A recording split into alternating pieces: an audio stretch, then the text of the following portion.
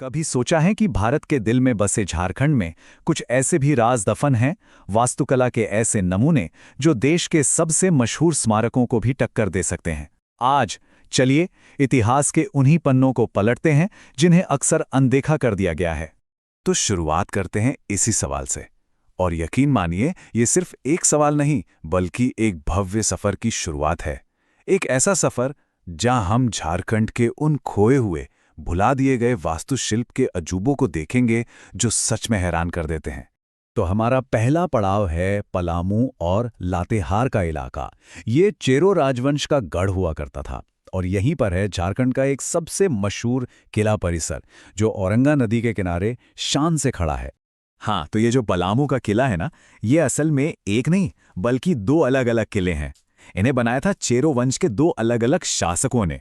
और मजे की बात यह है कि ये ठीक उसी दौर के राजा थे जब मुगल बादशाह शाहजहां ताजमहल और औरंगजेब बीबी का मकबरा बनवा रहे थे। मतलब एक ही समय में इतिहास दो अलग अलग जगहों पर कैसे करवट ले रहा था, ये देखना दिलचस्प है। और नए किले की भव्यता का अंदाजा तो इसके दरवाजे से ही लग जाता है।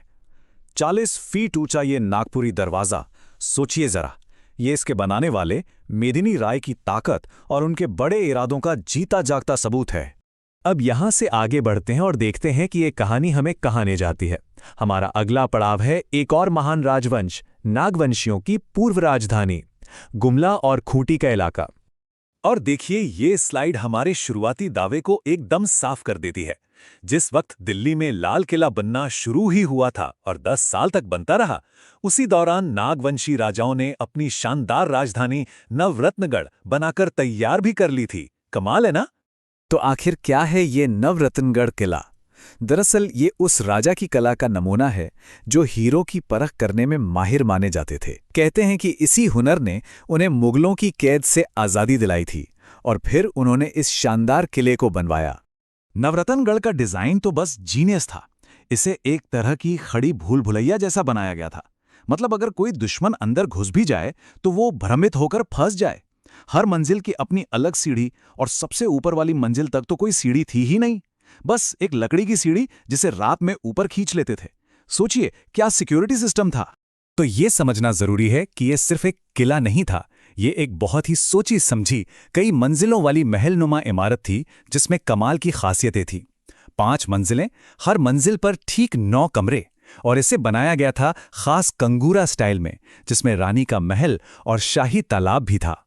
चलिए, हमारा ये सफर अब हमें हजारीबाग और रामगढ़ की तरफ ले चलता है, जहां शाही विरासत एक बिल्कुल ही अलग रंग में नजर आती है। यहाँ एक बहुत ही दिलचस्प चीज देखने को मिलती है कि कैसे इतिहास और आज का वक्त एक साथ चल रहे हैं। हजारीबाग का ये शाही पद्मा किला अब राज्य के पुलिस बलों के लिए एक ट्रेनिंग सेंटर का काम करता है। और रामगढ़ के किले में उस दौर की सबसे बड़ी शाही ताकत यानी मुगलों का असर साफ साफ झलकता है। स्थानीय राजाओं ने अपने किलों के लिए मुगल डिजाइन को अपनाया और उसे अपने हिसाब से ढाला। लेकिन रुकिए, जो किले हमने अब तक देखे हैं वो तो बस एक शुरुआत है। इन राजवंशों की विरासत तो झारखंड के और भी कई जिलों में बिखरी पड़ी है। और ये लिस्ट तो बस एक छोटी सी झलक है। देखिए तो सही, चतरा में चेरो राजवंश का कुंदा किला, उधर पश्चिमी सिंहभूम में राजा जगन्नाथ सिंह का किला, फिर धनबाद में झरिया के राजाओं का झरियागढ़ महल और रांची में नागवंशी राजवंश का रातो किला। पूरा झारखंड इन कहानियों से भरा पड़ा है। हर किले की अपनी एक अलग दास्तां है। लेकिन इस शानदार इतिहास के सफर के बाद अब एक मुश्किल सवाल का सामना करना होगा। इन स्मारकों की आज की हालत कैसी है? और दुख की बात यह है कि हमारे स्रोत बार बार एक ही कड़वी सच्चाई बताते हैं।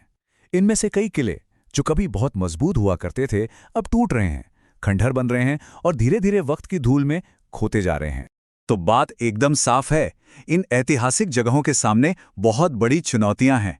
इन्हें अनदेखा किया जा रहा है और अगर जल्द ही कुछ नहीं किया गया तो झारखंड के इतिहास का एक बहुत बड़ा और अहम हिस्सा हमेशा हमेशा के लिए खत्म हो सकता है। और आखिर में ये सफर हमें एक सवाल के साथ छोड़ जाता है। इस अमीर और अनमोल विरासत को बचाने की हम सबकी क्या जिम्मेदारी है? इतिहास के ये शानदार गवाह आखिर कब तक खामोश रहेंगे?